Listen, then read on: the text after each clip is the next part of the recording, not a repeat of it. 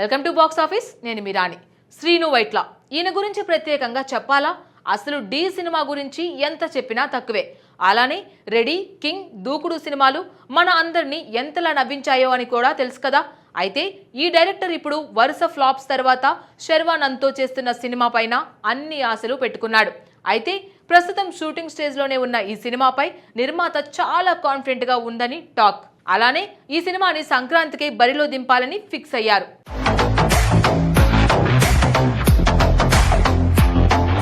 ఒకప్పుడు శ్రీను వైట్ల సినిమా అంటే థియేటర్లలో నవ్వుల వర్షం కురిసేదనే చెప్పాలి.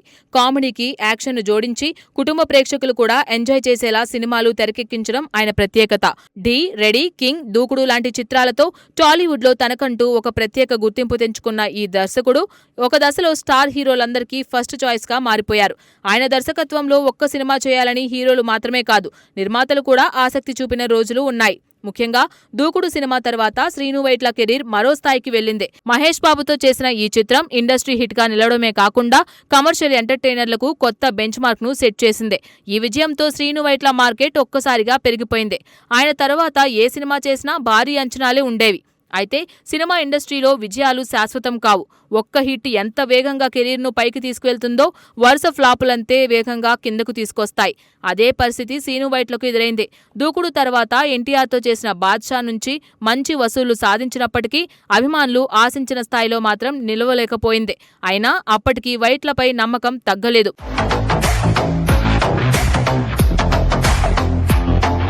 కానీ ఆ తర్వాత వచ్చిన సినిమాలే ఆయన కెరీర్ను పూర్తిగా మార్చేశాయి. ఆగడు, బ్రూస్లీ, మిస్టర్, అలాగే అమర్ అక్బర్ ఆంటోనీ ఇలా వరుసగా వచ్చిన చిత్రాలు ప్రేక్షకులను ఆకట్టుకోలేకపోయాయి. ఒకప్పుడు ఆయన సినిమాలకు ట్రేడ్లో ఉండే క్రేజ్ కూడా క్రమంగా తగ్గిపోయింది. ప్రతి సినిమా తర్వాత ఈసారైనా వైట్ల కంబ్యాక్ ఇస్తారా అనే చర్చ జరిగేది. కానీ ఫలితం మాత్రం మారలేదు. చాలా సంవత్సరాల విరామం తర్వాత ఆయన విశ్వం సినిమాతో మరోసారి ప్రేక్షకుల ముందుకు వచ్చారు. ఈ చిత్రంపై కూడా కొంత ఆసక్తి కనిపించింది. అయితే విడుదల తర్వాత ఆ సినిమా కూడా ఆశించిన విజయాన్ని అందుకోలేకపోయింది. దీంతో చాలా మంది ఇక శ్రీను వైట్లకు మరో అవకాశం దొరకడం కష్టమే అని అభిప్రాయానికి వచ్చేశారు.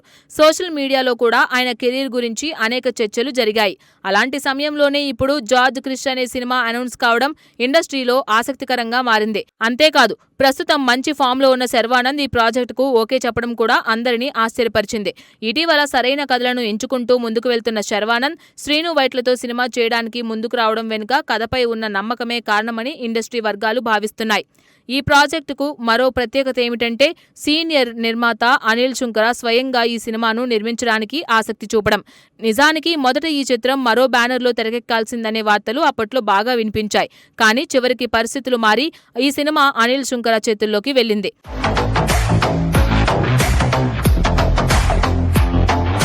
ఇది యాదృచ్ఛికంగా జరిగిన విషయం కాదని తెలుస్తోంది.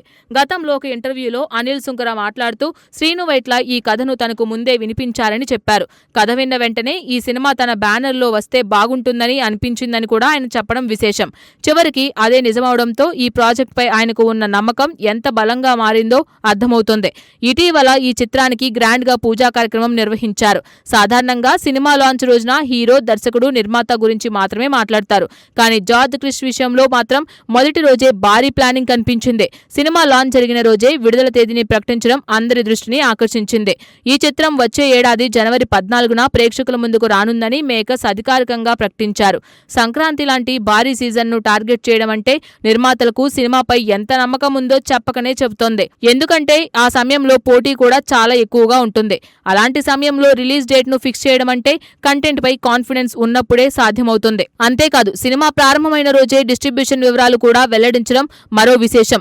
సాధారణంగా షూటింగ్ పూర్తయిన తర్వాత లేదా రిలీజ్ దగ్గర పడినప్పుడు డిస్ట్రిబ్యూటర్ల వివరాలు బయటకు వస్తాయి. కానీ ఈ చిత్రానికి మాత్రం మొదటి రోజే చాలా ఏరియాలు లాక్ కావడం ట్రేడ్ వర్గాలను ఆశ్చర్యానికి గురిచేసింది.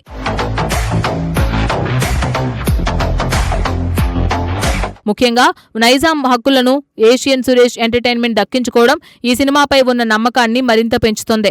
తెలుగు రాష్ట్రాల్లో బలమైన డిస్ట్రిబ్యూషన్ నెట్వర్క్ కలిగిన సంస్థ ఈ ప్రాజెక్టుతో చేతులు కడపడం చిన్న విషయం కాదు.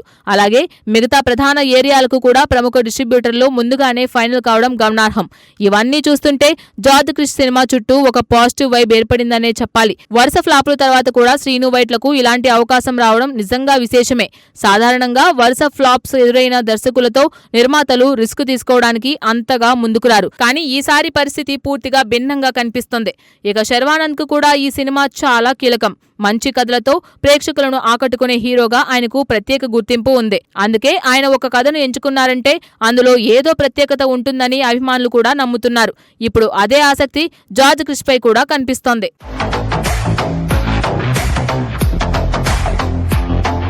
మరోవైపు శ్రీను వైట్ల కూడా ఈ సినిమాతో ఎలాగైనా బలమైన కంబ్యాక్ ఇవ్వాలని పట్టుదలగా ఉన్నట్లు సమాచారం. గతంలో తన సినిమాల్లో ప్రేక్షకులను నవ్వించిన ఆయన ఈసారి కూడా తన పాత స్టైల్ను కొత్త తరానికి తగ్గట్లు చూపించే ప్రయత్నం చేస్తున్నారనే టాక్ వినిపిస్తోంది. అదే నిజమైతే ఈ సినిమా ఆయన కెరీర్కు మళ్లీ కొత్త ఊపు తీసుకురావచ్చు.